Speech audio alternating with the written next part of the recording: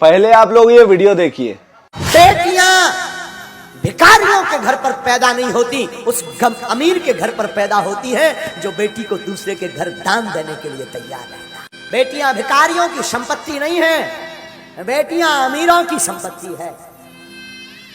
याद रखना, बहुत से धूर्त लोग, बहुत से कम बुद्धि के लोग किसी की बेटी को घर पर लेकर के आते हैं और उसके पिता का, उसकी माँ का इतना अपमान करते हैं। उन्होंने दिया ही क्या, उन्होंने किया ही क्या, क्या सम्मान किया हमारा। मेरे प्यारो, मैं निवेदन करूं, उस बाप से पूछना जो अपनी बेटी के विवाह के लिए 2 साल पहले से तैयारी करता है, रात और दिन एक कर देता है। वो पिता अपनी बेटी के लिए एक एक कपड़ा, एक एक वस्त्र, एक एक भोजन का सामान, एक एक बर्तन संजो करके रखता है कि बारात आएगी ताकि किसी को कोई असुविधा ना हो। और तुम एक रात में जाकर के पूरे कार्यक्रम को तहस नहस करके आ जाते हो और उसी बाप की 2 साल की मेहनत को 2 शब्द कह करके तुम पानी में बहा देते हो।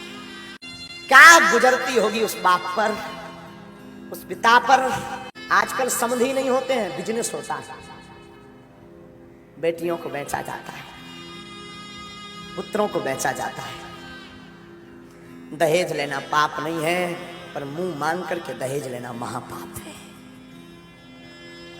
उपहार लेना पाप नहीं है, दहेज लेना महापाप है। मैं निवेदन करूंगा व्यासपीठ से, किसी बाप को कुछ देने को नहीं होता, 1 रुपया नहीं होता, उस बाप के दिल से पूछो जिसके घर पर सयानी बेटी होती है।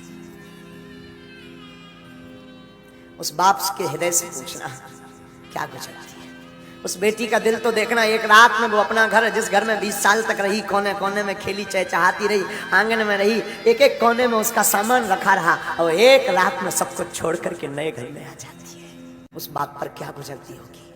हमने सुना है बाप का दिल इतना कठोर होता, किसी किसी का उसकी आंख में कभी आंसू नहीं आता, लेकिन हमने सुना है कोई ऐसा बाप होगा जिसकी बेटी की विदा हो, उसकी आंख में आंसू। बेटियां विवाह होने के बाद भी अपने पिता को नहीं भूलती। बेटियों का दिल कितना ऊंचा होता है ये तो क्या बताएं। बहनों का दिल कितना ऊंचा होता है। रक्षाबंधन का दिन हो, भाई के पास पहुंच ना पाए तो वो पड़ोस में, अंकल आप जाएंगे क्या, आप जा रहे हैं क्या, अंकल अगर जाना तो हमें बता देना। रात को ही वो सामान पूरा बना करके उसमें राखी रख करके पैक करके, अंकल हमारी माँ को दे देना, भाई को बांध दे। सबकी कलाई भरी होगी, हमारी भाई की सुनी ना रह जाए।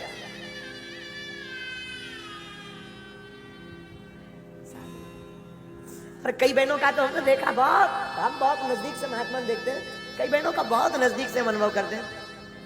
कई बहनें तो भाई बहुत दूर रहता हो या बहनें बहुत दूर, कोरियर कर देती हैं ताकि सबके बहनें आएंगी, सबके भाइयों के हाथों की कलाई पर राखी होगी, मेरा भाई सुनी कलाई लेकर के ना घूमे, वो पहले से भेज देती, फोन लगाते, माँ रक्षाबंधन को बंधवा जरूर देना। बेटियां घर की प्रसन्नता है, बेटियां श्राप नहीं परमात्मा का दिया हुआ वरदान है।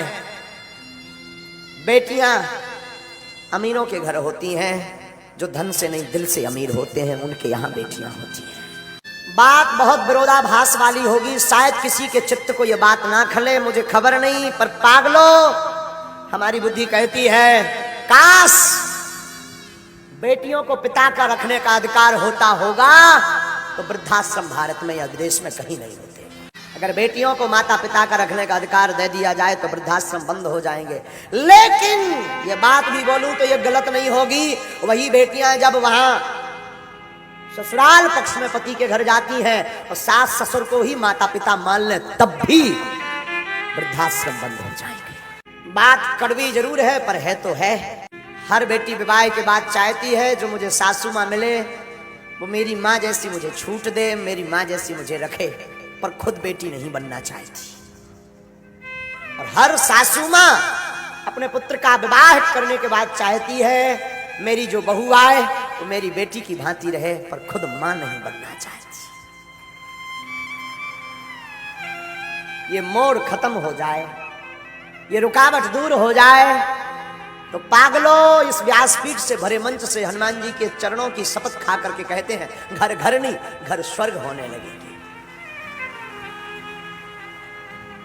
फिर हर घर में महाभारत नहीं, हर घर में फिर राम महोत्सव होने लगेगा। कि क्या गुजरती होगी बेटियों पर। एक घड़ी पुत्र नहीं आते हैं जब तबीयत खराब होती पिता की।